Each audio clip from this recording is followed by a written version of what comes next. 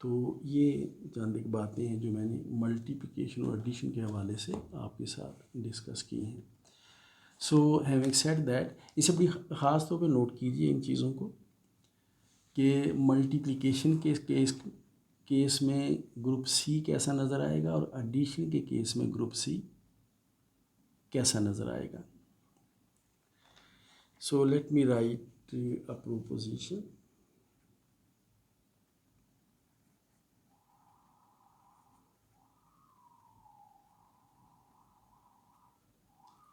The set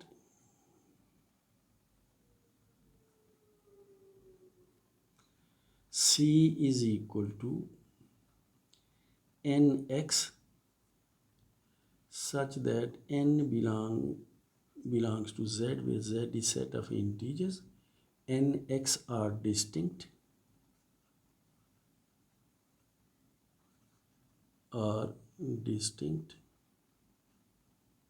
this particular set is an abelian group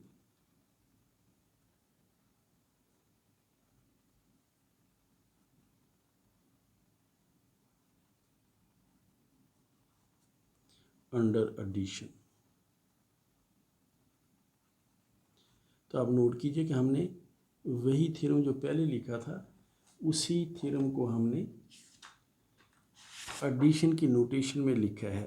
वहाँ set सी हमारा जो है वो x की पावर n था, यहाँ हमने nx लिखा है, जैसे x की पावर 2 जो है वो 2x हो जाता है।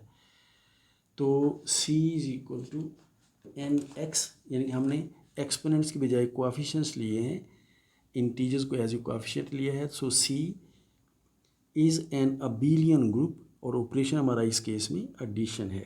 तो इसके प्रूफ के लिए मैं इतना लिख देता हूँ कि this is the same theorem. इसका प्रूफ भी वही होगा जैसे हमने इससे पहले किया। आप सिर्फ वहाँ पर मल्टीप्लिकेशन की जगह पर एडिशन का सिंबल यूज़ करें तो this will be proved. So the proof is same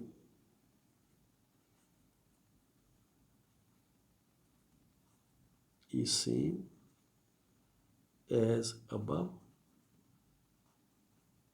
provided we use addition in place of multiplication। हम मल्टीप्लिकेशन की जगह अगर हम एडिशन यूज़ करें तो ये थ्योरम ऑटोमेटिकली प्रूव हो जाएगा। So we are not going to prove it again, क्योंकि हम इसे प्रूव कर चुके हैं। हमने वही मल्टीप्लिकेशन के हवाले से जो थ्योरम हमने प्रूव किया है उसी का ये एडिशन के लिहाज से वर्शन है। So this is page 5।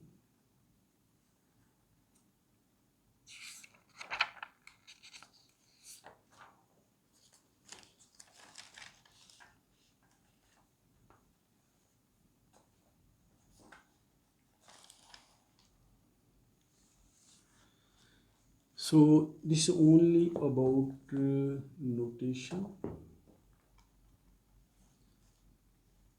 So we can write, वही चीज़ मैंने अभी लिखी है वो आपको याद होगा। हमने लिखा है C is equal to nx such that n belongs to z, the set of integers, nx are distinct,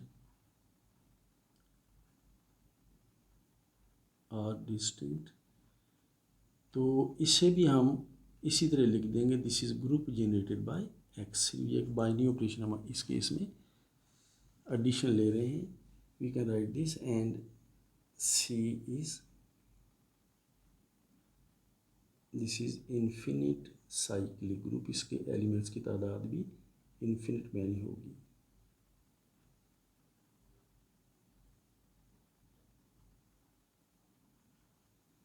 अगर आप इसके एलिमेंट्स देखना चाहें बाकायदा तो you can write its elements as C is equal to nx such that n belong to set of integers and nx are distinct, कोई दो आपस में बराबर नहीं है, are distinct, this is in fact equal to, जैसे वहाँ हमने x की पावर -3 से शुरू किया था, तो so this will be -3x, then -2x, then -x, and then -x के बाद अब यहाँ पर 0 आएगा, 0 in fact -1 into x, then 0 into x, this is 0, and then x, then 2x, then 3x, then so on up to, so additive notation में ये group जो है वो इस तरह से नज़र आएगा।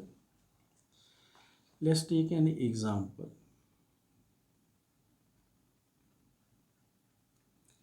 ये हम जानते हैं कि we know that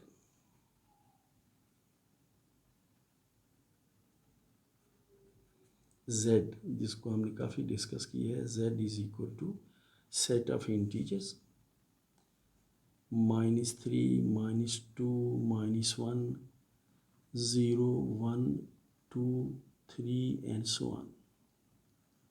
So we know that Z is an abelian group,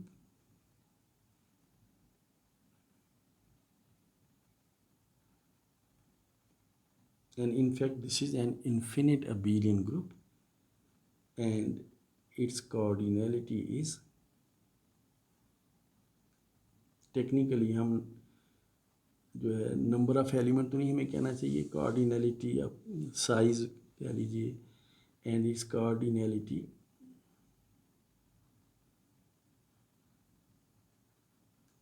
is infinity. किसमें इसकी कार्डिनल, इसका साइज कह लीजिए कि इन्फिनिटी, नंबर ऑफ एलिमेंट्स कहने में ज़रा वो आ जाता है, फाइनाइट का कुछ टच उसमें आ जाता है। Anyway, so Z is an infinite abelian group. ये नोट कीजिए कि we note that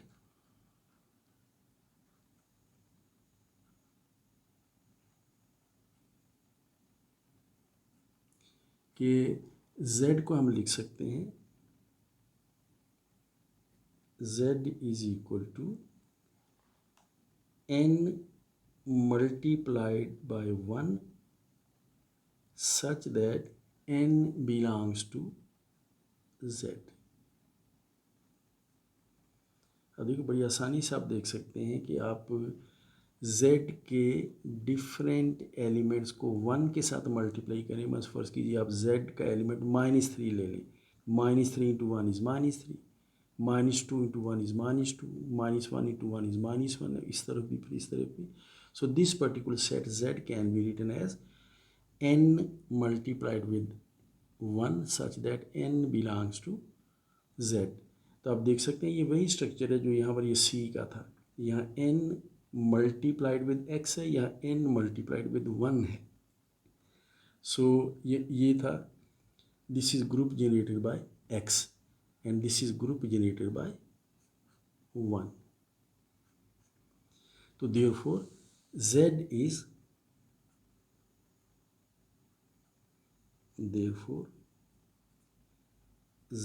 is an infinite cyclic group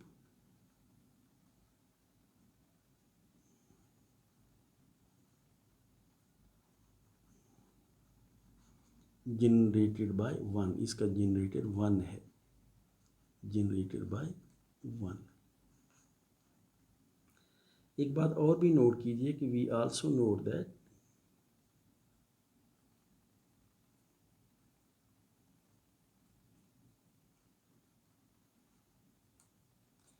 कि इस Z को आप यूं भी लिख सकते हैं, Z is equal to n multiplied with -1 such that n belongs to Z।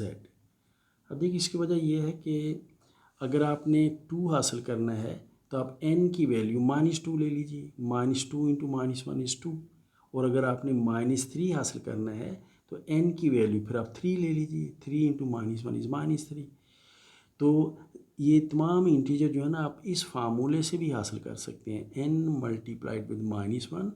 इसमें आप डिफरेंट इंटीजर्स को -1 से मल्टीप्लाई करते चले जाइए, आपको पूरा सेट z वो जो आपको मिल जाएगा. So z can also be written in this form and you can see that if this is the case then this is z is generated by -1.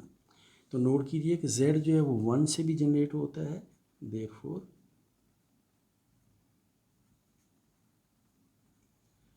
z is generated by 1 and z is also generated by -1.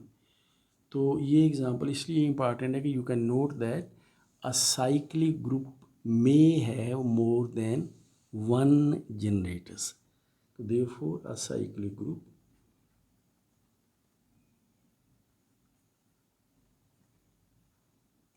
a cyclic group may have more than 1 generators.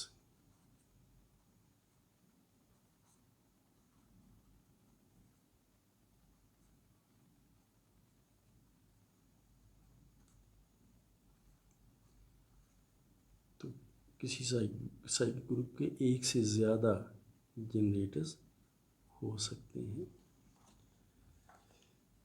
So having said that, this was number 7. We can come to number 8 now.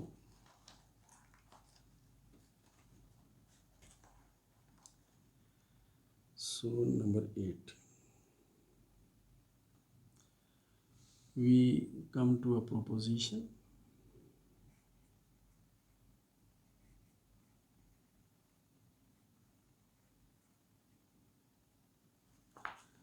So let C is equal to, हम multiplicative notation में लिखते हैं x raise to power n such that n belongs to z और x raise to power n are distinct, कि इनमें कोई दो आपस में बराबर नहीं है. Let C is equal to this and we know that this is an abelian group. Then prove हमें ये करना है कि ये जो Z है ग्रुप ऑफ इंटीजर्स ये C के आइसोमॉर्फिक है. So this is what we have to establish.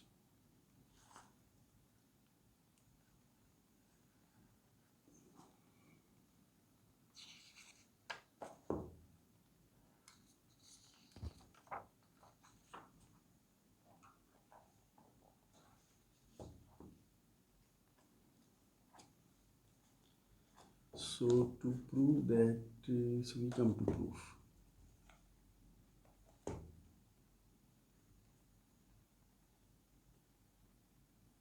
तो प्रूव हमने ये करना है कि ये जो ग्रुप ऑफ इंटीजर्स है ये इस साइक्लिक ग्रुप के जो अभी हमने डिस्कस किया था उसके आइसोमॉर्फिक है. तो सबसे पहले तो नोट कर लीजिए कि Z जो है इसका बाइनरी ऑपरेशन एडिशन है और C जो हमने लिखा हुआ है इसका बाइनरी ऑपरेशन मल्टीप्लिकेशन है. तो सबसे पहले हम यही बात नोट कर लेते हैं कि first of all we note that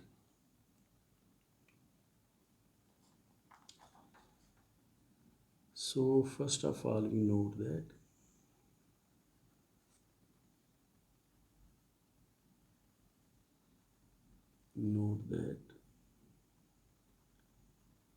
binary operation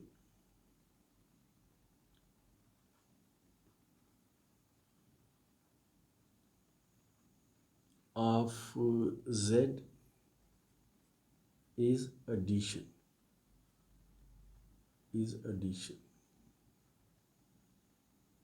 and binary operation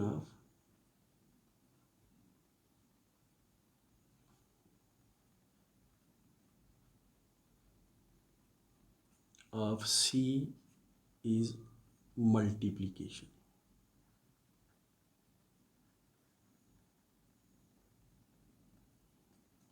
So let's just note that particular thing. अब दो ग्रुप्स को आइसोमॉर्फिक प्रूव करने के लिए हमने उन दोनों के दरमियान एक ग्रुप होमोमॉर्फिज्म इस्टेब्लिश करना होता है जो 1-to-1 भी हो और ऑन टू भी हो. So let's define of function जिसे हम ग्रुप होमोमॉर्फिज्म प्रूव करेंगे और 1 to 1 और ऑन टू प्रूव करेंगे, then these two will become isomorphic. So we define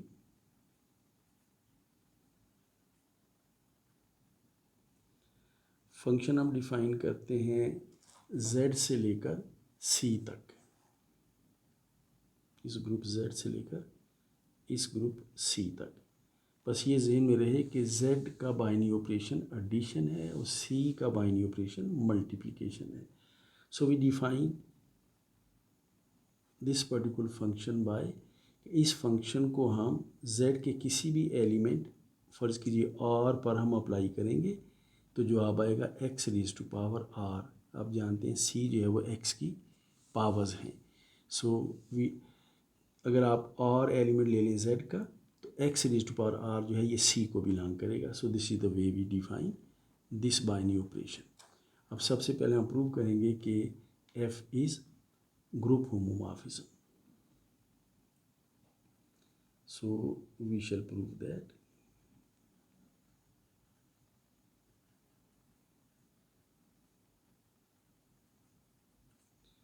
F is group homomorphism.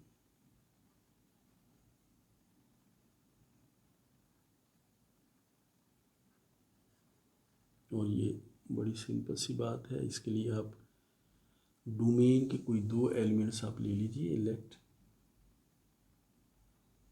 एक एलिमेंट और ले लीजिए, एक एलिमेंट आप एस ले लीजिए. लेट और s belong to Z. Then हम आर और एस को आपस में जमा कर लेंगे क्योंकि एस जेड का बाइनरी ऑपरेशन एडिशन है. और इस सम पर इस फंक्शन को हम अप्लाई करते हैं f of r plus s. और एफ ऑफ आर का रिज़ल्ट एक्स की पावर आर है तो f of r plus s का रिज़ल्ट एक्स की पावर आर प्लस एस होगा. और एक्स की पावर आर प्लस एस को आप बाय लॉज ऑफ एक्सपोनेंट लिख सकते हैं x raise to power r multiplied with x raise to power s. और x raise to power r आप देख रहे हैं this is equal to f r. And similarly x raise to power s will be equal to f s. तो अब देखिए हमने prove कर दिया कि f r plus s is equal to f r multiplied with f s. यहाँ चूँकि are और एस जेड के एलिमेंट्स हैं तो ऑपरेशन एडिशन का है. एफ आर और एफ एस चूँकि सी के एलिमेंट्स हैं तो ऑपरेशन यहाँ पर मल्टीप्लिकेशन का है. तो therefore F is group homomorphism.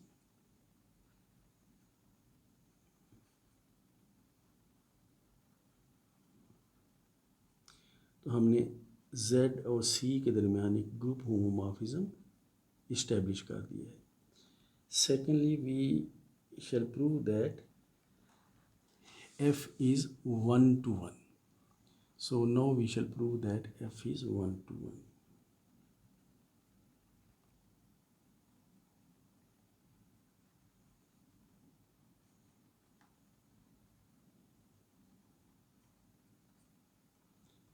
f is 1 to 1.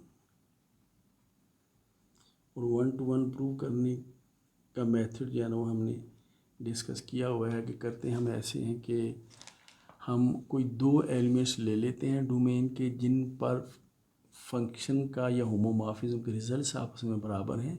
फिर हम प्रूव करते हैं कि वो दोनों एलिमेंट्स भी आपस में बराबर हैं.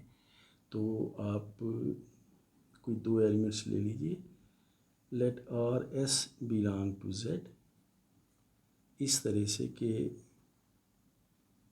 इन दोनों एलिमेंट्स पर इस होमोमॉर्फिज्म का या फंक्शन का जो इफ़ेक्ट है वो आपस में बराबर है. F r is equal to f S.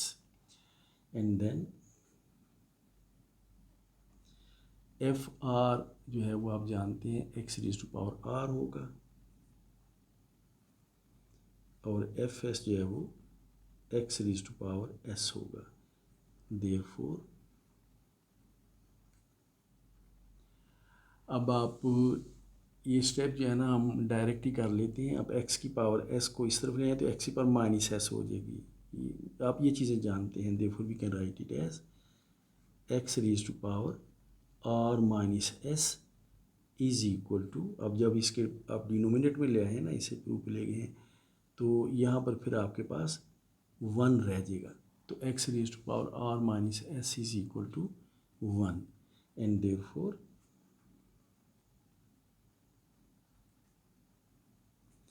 x raise to power r minus s is equal to 1 को आप x की पावर 0 लिख सकते हैं एंड देयरफॉर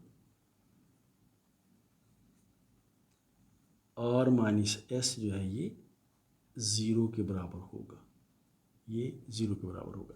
अभी ये स्टेप अभी हमने किया ना, r minus s is equal to 0, ये बहुत एहतियात का स्टेप है। ये हम इसलिए कर सकें इस वक्त कि हमें ये दिया गया है कि C में जो x की पावर जो है वो डिस्टिंक्ट हैं। देखिए मैं यहाँ लिख देता हूँ, because x raise to power n are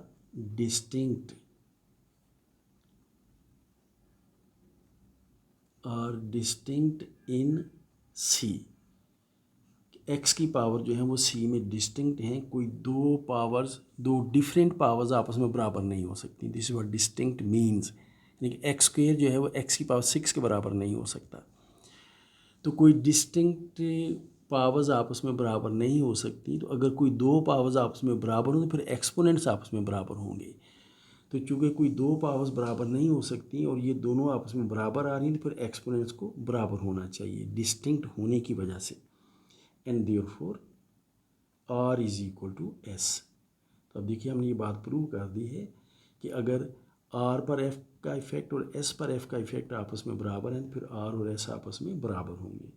तो therefore f is 1 to 1।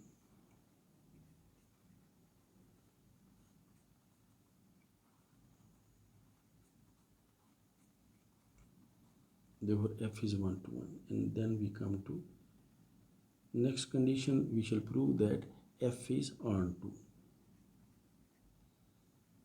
Now we shall prove that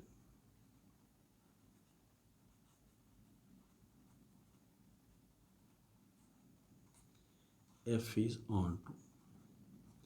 onto prove करने का तरीका भी मैंने आपको बताया हुआ है कि अगर आपने किसी होमोमॉर्फिज्म को या फंक्शन को onto प्रूव करना हो तो आप को डोमेन का कोई एक एलिमेंट चूज़ कर लीजिए और प्रूव करें कि डोमेन में एक ऐसा एलिमेंट मिलेगा जिस पर होमोमॉर्फिज्म का इफेक्ट वही एलिमेंट होगा जो आपने को डोमेन का चूज़ किया है।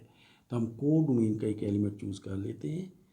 तो let x raise to power r belongs to C हमारे पास f की को डोमेन है। So let x raise power r belongs to C, then there exist. अब ये जो आपने x रेज पर r C को बिलोंग करता हुआ लिया है, इसी में जो x का एक्सपोनेंट है वो r एक इंटीजर है, ये r, this belongs to z। तो z में आपको ये इंटीजर r मिल जाता है सच दैट कि इसी r पर अगर आप f को अप्लाई करें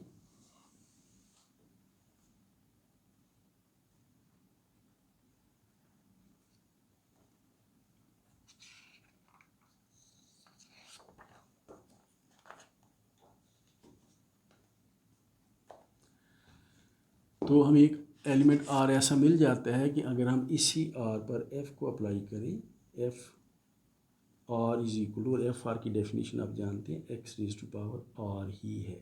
तो अब देखिए हमने को डोमेन का element x raise to power r लिया, तो हमें r एक ऐसा एलिमेंट मिल जाता है जिस पर अगर हम f को अप्लाई करें तो x raise to power r ही आ जाता है। तो therefore f is onto, therefore f is onto. तो हमने ये बात फिर इस्टेब्लिश कर दी है कि f जो है वो ग्रुप होमोमॉर्फिज्म है, f 1 to 1 है, f जो है वो ऑन टू भी है, और इस किस्म का ग्रुप होमोमॉर्फिज्म आइसोमॉर्फिज्म कहलाता है। तो therefore f is isomorphism.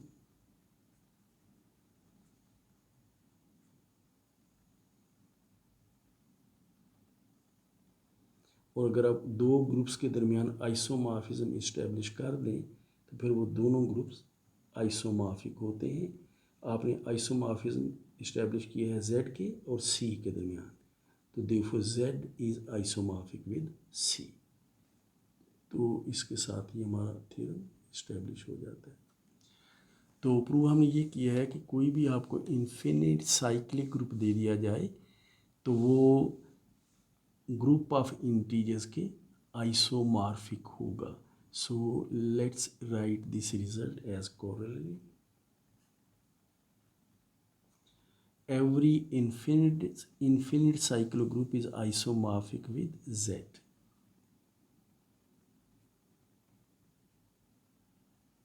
Every infinite cyclic group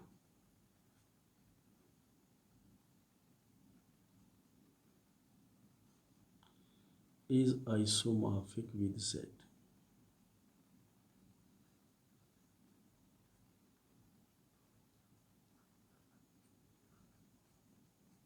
So this is very important result. Every infinite cyclic group is isomorphic with Z.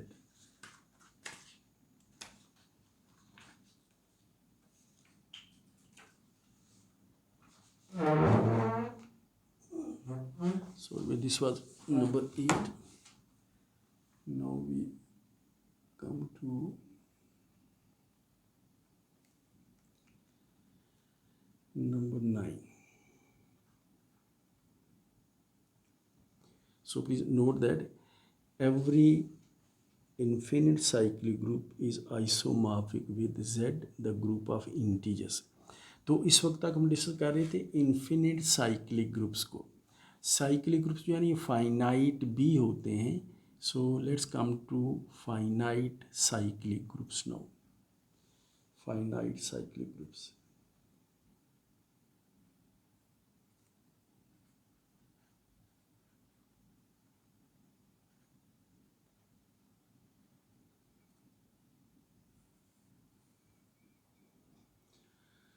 सो अभी इस चीज़ का हमने अब तक जो कहा है वो ये है कि x की पावर जो है वो डिस्टिंक्ट है, लेकिन इस चीज़ का भी इम्कान है कि x की पावर जो है वो डिस्टिंक्ट ना हो और दो डिफरेंट पावर्स आपस में बराबर हो जाए। हम ऐसी केसेस हम डिस्कस कर लेंगे एग्जांपल के तौर पर भी।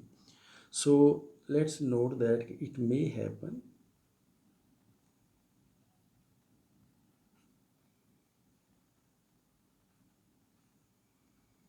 That x raise to power n, ये जो x की पावर्स हैं where n belongs to z, z is set of integers, so are not distinct.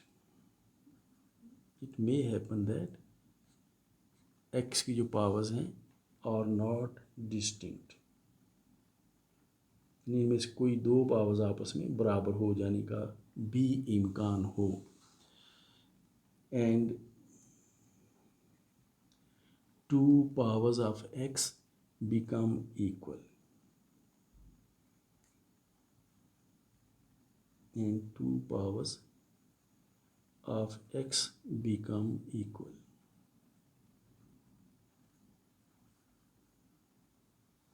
Distinct ना हो बल्कि दो डिफरेंट पावर्स देखने में डिफरेंट नज़र आए लेकिन वो आपस में इक्वल हो जाए। मतलब फ़र्ज़ कीजिए सपोज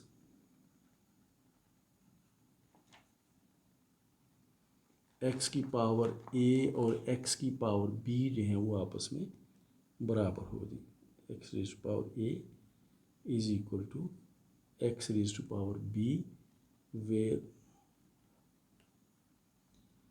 a और b जो है वो z को बिलोंग करते हैं, और z को दो एलिमेंट्स बिलोंग करते हैं तो कोई एक छोटा कोई एक बड़ा होता है। तो फ़र्ज़ कर लीजिए कि a b से छोटा है या b a से बड़ा है। सो फ़र्ज़ कीजिए कि x की पावर a और x की पावर b जो है वो आपस में बराबर हैं, where a is less than b या b is greater than a, then आप x की पावर a को आप इस तरफ ले जाइए तो यहाँ पर 1 रह जाएगा, इसको डिवाइड कीजिए, this is equal to x raise to power b minus a। ये हमने इसलिए किया है कि b माइनस a x की पावर b माइनस से जो है वो 0 से बड़ा होगा, पॉजिटिव होगा। So 1 is equal to x raise to power b minus a, या अगर आप चाहें तो आप लिख सकते हैं x raise to power b minus a. मैंने कुछ नहीं किया, वही लिखा है दोबारा। इसको मैंने लेफ्ट हैंड साइड पे लिख दिया है इज इक्वल टू 1, इसको मैंने राइट हैंड साइड पे लिख दिया है इज इक्वल टू 1। और ये बात नोट कर लेते हैं हम साथ, where b minus a is greater than 0। अब देखिए ए बी ए से बड़ा है तो बी माइनस ए फिर 0 से बड़ा होगा। ये क्वेश्चन है बी माइनस ए ग्रेटर देन 0, बी अगर ए से बड़ा है तो बी माइनस ए ग्रेटर देन 0। तो जो बात हमने नोट की है वो ये है कि एक्स की एक पॉजिटिव पावर जो है वो 1 के बराबर आ रही है। तो यहाँ से फिर हम ये कंक्लूड करते हैं कि एक्स की कोई पॉजिटिव पावर जो है वो 1 के बराबर हो सकती है। इसे हम नोट कर लेते हैं, the certain positive powers of x is equal to 1। Thus certain कोई ना कोई certain positive power of x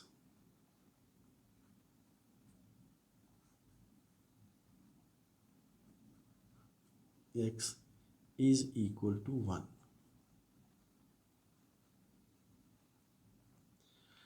इससे फिर हम ये कंक्लूड करते हैं कि अगर x की पॉजिटिव पावर 1 के बराबर होती है तो फिर चूँकि इंटीजर्स का अगर आपको एक सेट दे दिया जाए तो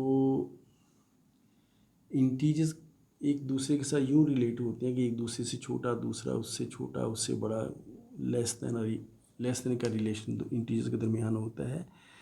तो अगर अगर हम ये कंक्लूड कर रहे हैं कि x की कोई पॉजिटिव पावर 1 के बराबर होती है तो then we can conclude that कि कोई ना कोई लीस्ट पॉजिटिव इंटीजर हमें ऐसा मिलेगा कि x की पावर वो लीस्ट पॉजिटिव इंटीजर करने से जो आप 1 आएगा।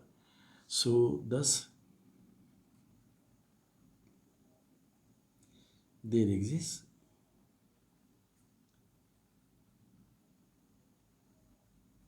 a least positive integer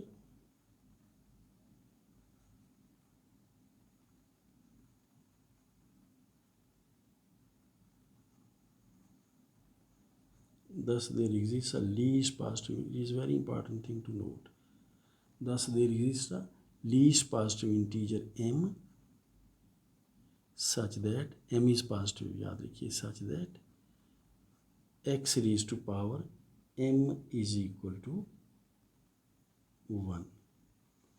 अब देखिए हमारा आर्गूमेंट ये है कि अगर कोई दो x की पावर्स आपस में बराबर हो जाएं तो x की एक पॉजिटिव पावर जो है वो 1 के बराबर हो जाएगी। तो फिर x की जो पॉजिटिव पावर्स 1 के बराबर हैं उनमें जो सबसे छोटी पावर है वो हम ले लेते हैं। तो फिर हमें कोई सबसे छोटी पावर m ऐसी पॉजिटिव मिलनी चाहिए जो x की पावर करने से जो आप 1 के बराबर आ जाए। It's very important argument to note. So having noted that, देखिए हमने जो बात नोट की है वो ये है कि अगर C के एलिमेंट डिस्टिंक्ट ना हो और दो डिफरेंट पावर्स आपस में बराबर हो जाएं तो फिर हमें एक लीस्ट पॉजिटिव इंटीजर m ऐसा मिलना चाहिए कि x की पावर m करने से जो आप जो है वो 1 के बराबर आ जाए। So this is important thing. So we come to a proposition.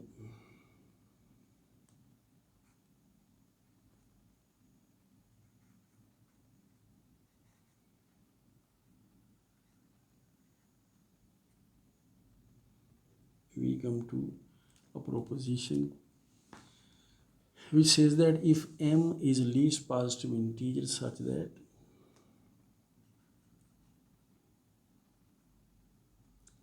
if m is least positive integer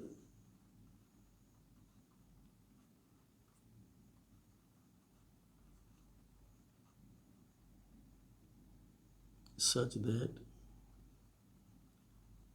x raised to power m is equal to 1, then C, let let me write C like this. C is equal to 1 x square so on up to x raised to power m minus 1. This particular set has distinct elements.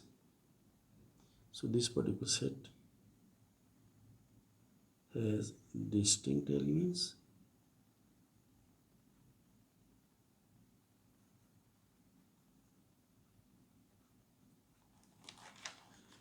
and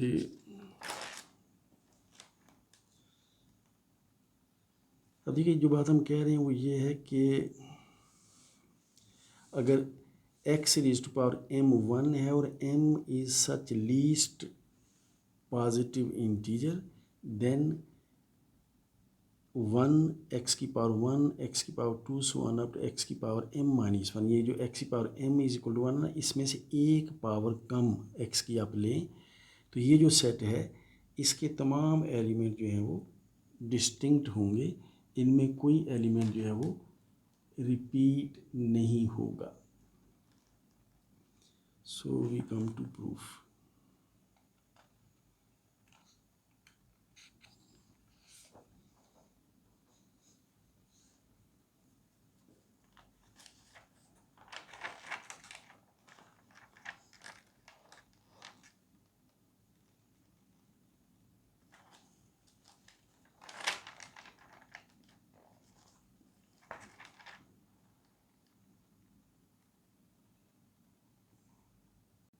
So let's prove the result.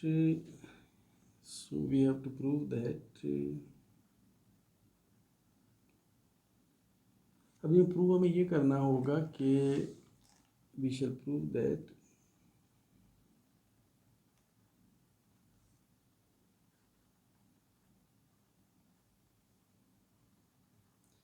Prove हम ये करेंगे कि अगर x की दो powers x की power r और x की पावर s आपस में बराबर हो जाएं तो फिर r और s आपस में बराबर होंगे. r is equal to s. और अगर r s के बराबर हो जाए तो x की पावर r और x की पावर s जो है ना ये आपस में बराबर होंगी. तो अगर हम ये बात इस्टेब्लिश कर दें तो फिर C में जो पावर्स हम कह रहे हैं 1x के so on up to x raise to power m minus 1 वो डिस्टिंक्ट हो जाएंगी. लेकिन इसमें ये बात नोट कीजिए कि जब हम कहते हैं ना कि r is equal to s तो दरअसल what we mean is r is congruent with s mod m. तो मॉड m के लिहाज से r इज़ इक्वल s ही है but with the condition of mod m. तो अगर x की पावर r x की पावर s के बराबर है तो फिर r s के बराबर होगा, और अगर r s के बराबर है तो x की पावर r जो है वो x की पावर s के बराबर होगी. तो आप r is congruent with s mod m को किसी हद तक समझ सकते हैं कि we are saying that r is equal to s. और अगर आप मॉड्यूलर मैथमेटिक्स कुछ आपने पढ़ा हुआ है नंबर थ्योरी में तो आप इस चीज़ को बड़ी आसानी से समझ सकते हैं. तो पहले हम इस डायरेक्शन में चलते हैं. So suppose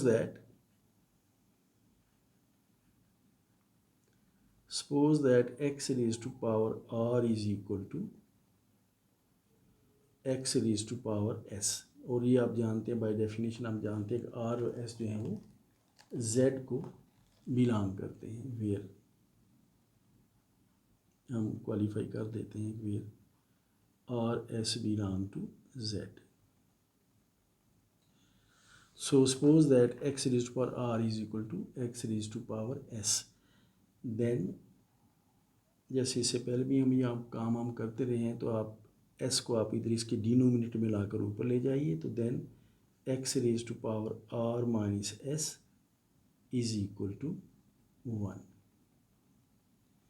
Now by Dewey algorithm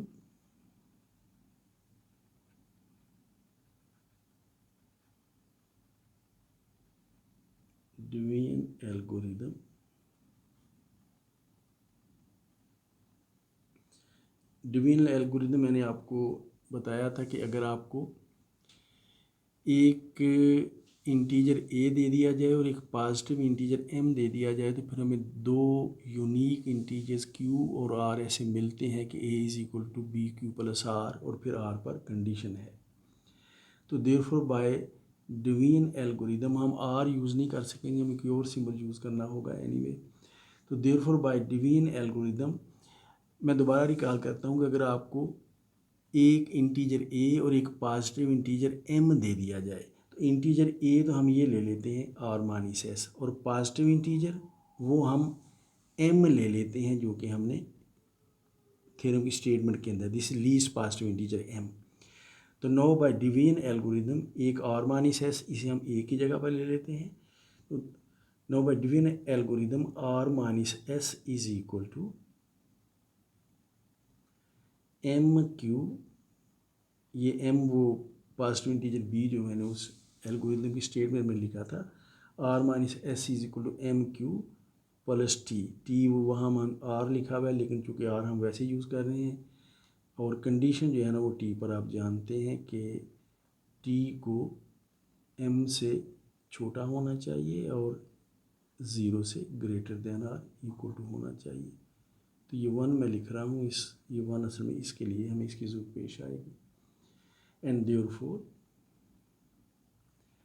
one जो है one is equal to x raise to power r minus s, therefore one is equal to x raise to power r minus s, ये जो हम लिखा हुआ है this is equal to x raise to power m Q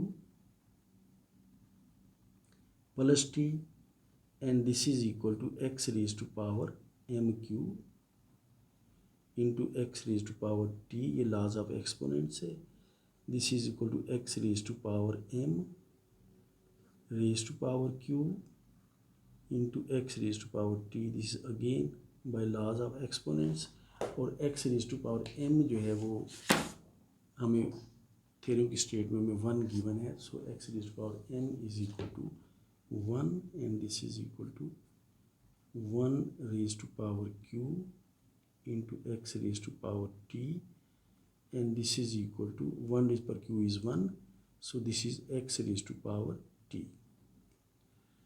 तो हमने जो बात प्रूव की है वो ये है कि x raised to power t जो है वो 1 के बराबर है, x पर t is equal to 1 और therefore t is equal to 0, x पर t is equal to 1 और 1 is x raised to power 0, तो therefore t is equal to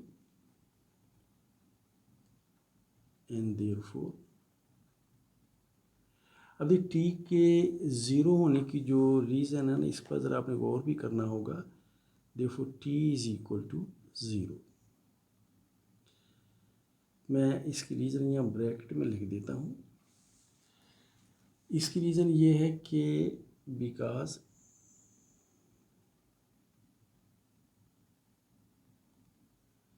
m is least positive integer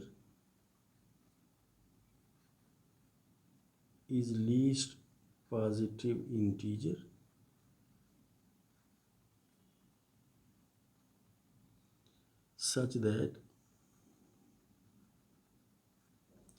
x raised to power m is equal to 1। now अगर x की power t 1 के बराबर हो no और t से मतलब आप जानते हैं वो m से छोटा है, तो no if x raise to power t is equal to 1 then t must be equal to 0। उसकी वजह ये है कि t जो है वो बिकॉज t जो है वो m से छोटा है, तो t अगर m से छोटा है तो x की पावर t 1 के बराबर नहीं हो सकती क्योंकि x की पावर m जो है वो 1 यानी कि x की पावर सबसे छोटी पावर जो 1 के बराबर हो सकती है वो m है।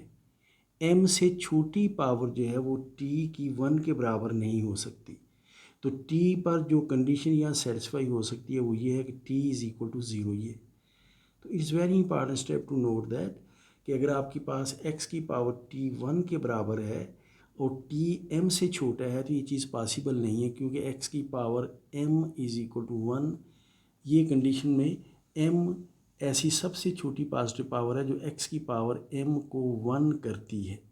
एम से छोटी पावर एक्स की करके आप जवाब 1 नहीं आ सकता। तो अगर एक्स की पावर टी 1 बनती है तो फिर टी को 0 होना पड़ेगा, ये चीज़। So note that step very carefully. So therefore t is equal to 0।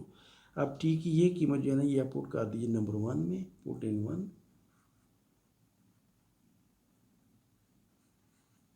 Therefore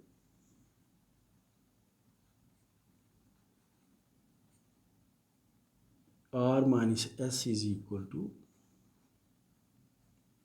M q plus 0। T की जगह हमने 0 लिख दिया। And therefore r minus s is equal to m Q.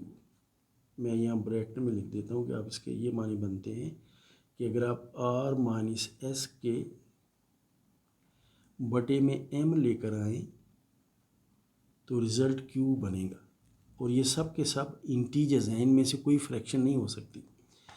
तो क्यू भी इंटीजर है, तो इसके माने ये हुए कि एम जो है वो आर माइनस एस को डिवाइड करता है। तो therefore m divides r minus s. और अगर कोई नंबर किसी नंबर को पूरा पूरा डिवाइड करता हो तो फिर उसे आप यूँ लिखते हैं कि therefore r minus s is congruent with 0 mod m, and therefore minus s को इस तरह बुला सकते हैं, तो r is congruent with s mod m। तो अब देखिए हमने ये बात प्रूव कर दी कि अगर x की पावर r x की पावर s के बराबर हो तो फिर r और s बराबर होंगे mod m कंडीशन के साथ। So this is the one way we have proved.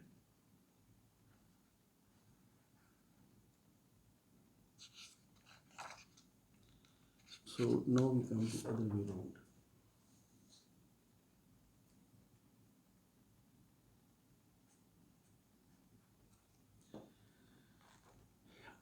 अब हम फर्ज कर लेते हैं कि R is congruent with S mod M. Now suppose that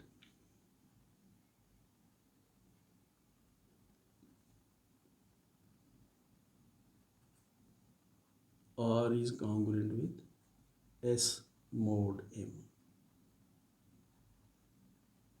Then अगर ऐसा है तो फिर आप S को लेफ्ट हैंड साइड पे ले आइए, तो R minus s is congruent with 0 mod M. ये कॉन्ग्रुएंसेस काफ़ी हद तक इक्वेशंस की तरह ही होते हैं, थोड़ी सी एहतियात करनी पड़ती है mod M के हवाले से। बहरहाल अगर आपने नंबर थ्योरी पे कोई कोर्स लिया हुआ है तो ये चीज़ें आपके लिए बहुत आसान होंगी। तो आप एस को इस तरफ ले आते हैं, तो therefore r minus s is congruent with 0 mod m। और अगर this is congruent with 0 mod m तो इसके माने ये होते हैं कि m जो है वो आर माइनस एस को पूरा पूरा तकसीम करता है। तो therefore m divides r minus s, इसके माने ये हैं कॉन्ग्रुएंसेस में। तो therefore r divides m divides r minus s, and therefore मैं ऐसे नोट के तौर पर यहाँ एक बात लिख देता हूँ कि 4 जो है आप जानते हैं 4 20 को डिवाइड करता है, 4 डिवाइड्स 20। इसकी वजह यह है कि आप 20 को लिख सकते हैं 4 इंटू 5। 4 20 को डिवाइड करता है क्योंकि आपको एक ऐसा इंटीजर मिल जाता है 5 जिसको 4 से मल्टीप्लाई करें तो 20 आ जाता है। अब यहाँ देखिए m divides r minus S, तो देयरफॉर आपको एक ऐसा इंटीजर मिल जाना चाहिए जिसको हम m के साथ मल्टीप्लाई करें, m क्यू करें उस इंटीजर को। तो therefore m q is equal to r minus s for some q belonging to set of integers. अब देखिए डिवीजन के माने यही है, 4 20 को डिवाइड करता है because 20 can be written as 4 into 5। M r minus s को अगर डिवाइड करता है तो then r minus s can be written as m into some integer, जैसे यहाँ 5 है यहाँ वो क्यू लिख दिया है। So r minus s is equal to m q and therefore minus s को इधर ले आइए तो ये आ जाएगा r is equal to s plus m q and therefore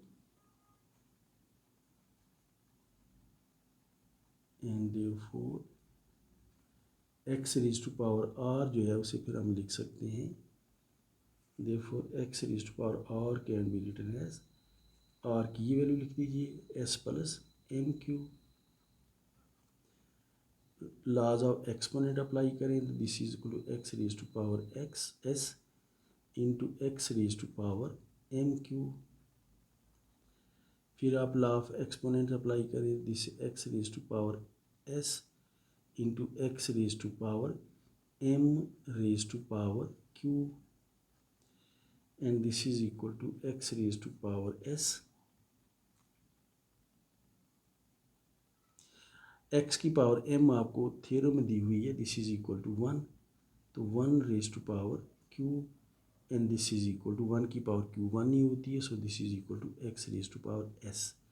तो अब हमने देखिए प्रूव कर दिया हमने कि therefore x raise to power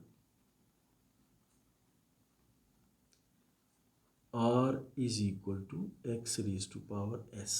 तो ये हमने इस्टेब्लिश कर दिया। तो दस वी हैव हेंस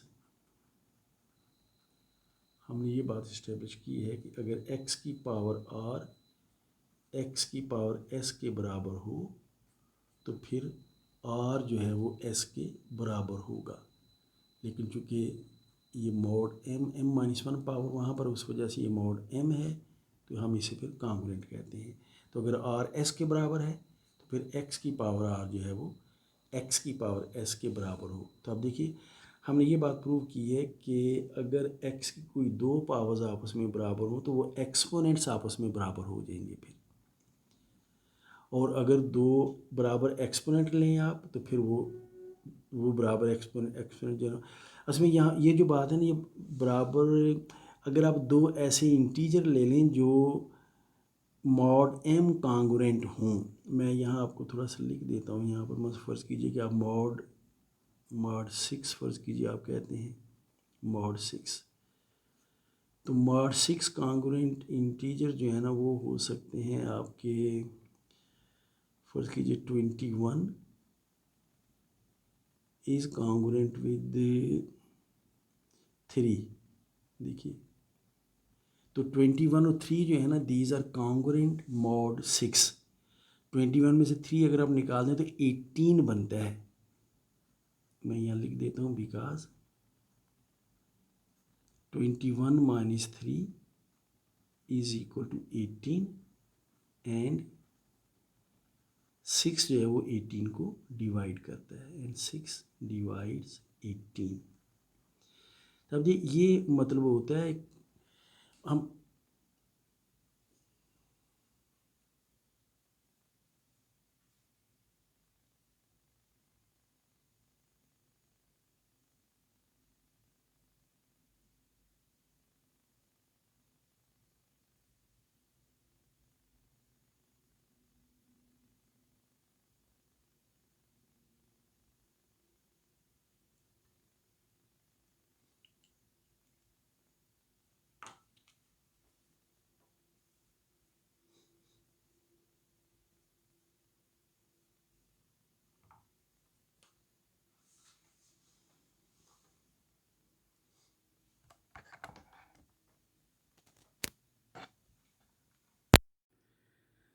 तो ये आप ये एग्जांपल ले सकते हैं कि 63 इज़ कॉन्ग्रुएंट विद 11 मॉड 4। अब देखिए ये इसलिए है कि 63 में से अगर आप 11 सब्ट्रैक्ट कर दें तो 52 आता है, और आप जानते हैं कि 4 जो है 52 को डिवाइड करता है, 4 डिवाइड्स 52। इसे एक और शक्ल में भी आप देखिए कि 63 इज कॉन्ग्रुएंट विद 11 mod 4 के मानी यह है कि अगर आप 63 को 4 से डिवाइड करें तो रिमाइंडर 3 आता है। अभी 15 into 4 is 60 and 3 is reminder. और अगर आप 11 को 4 से डिवाइड करें तो भी रिमाइंडर 3 आता है। 4 2 ज़ा 8 एंड 3 इज रिमाइंडर। तो 63 को 4 से डिवाइड करें तो रिमाइंडर 3 आता है। 11 को भी 4 से डिवाइड करें तो रिमाइंडर 3 आता है। तो 63 इज़ कॉन्ग्रुएंट विद 11 mod 4 के माने ये हैं कि 63 और 11 जो हैं mod 4 के लिहाज से इक्वल हैं कि दोनों को 4 से डिवाइड करके रिमाइंडर्स बराबर आते हैं। इस तरह यहाँ भी देखिए 21 को आप 6 से डिवाइड करें तो रिमाइंडर 3 आता है, और 3 को आप 6 से डिवाइड करें तो भी रिमाइंडर 3 आता है। तो दो इंटीजर्स का कॉन्ग्रुएंट mod समथिंग कॉन्ग्रुएंट होने के माने ये हैं कि उनको जब जो मॉड वाला इंटीजर है उसके साथ उन दोनों को आप डिवाइड करेंगे तो रिमाइंडर बराबर आएंगे। So this is what meaning is. So x raised to power r is equal to x raised to power s if and only if r and s are congruent mod m, या यूँ कह लीजिए कि हम r और s को जब m के साथ डिवाइड करेंगे दोनों को तो रिमाइंडर जो है वो आपस में बराबर होंगे। तो r is equal to s के मानी है रिमाइंडर्स का बराबर होना।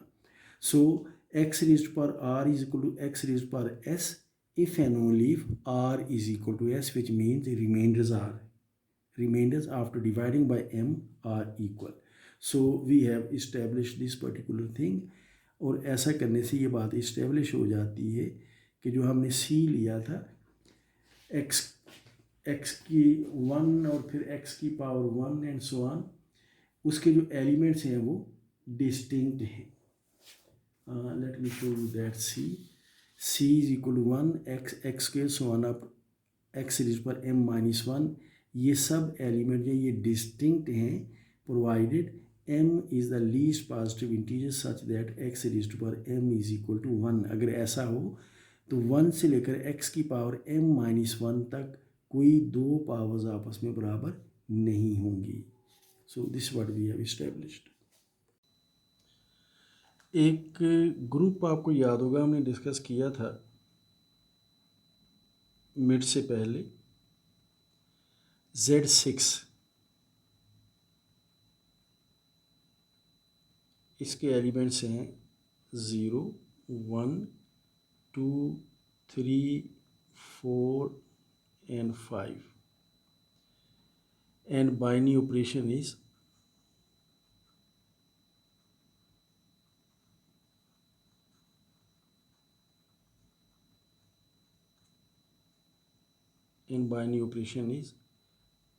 addition modulo 6। और आपको याद होगा हमने इसका कैलिस टेबल भी बनाया था Z6 का, and this is a group. Similarly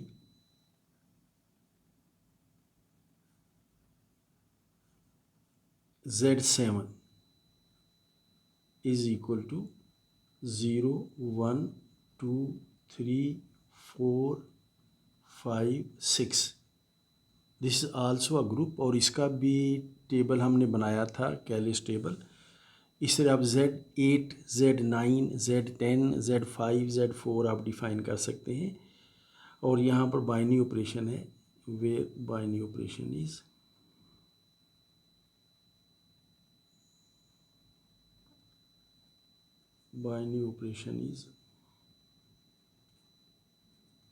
addition modulo 7।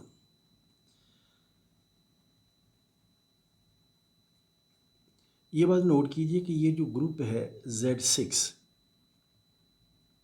जिसके एलिमेंट्स हैं 0 1 2 3 4 5, ये दिस इज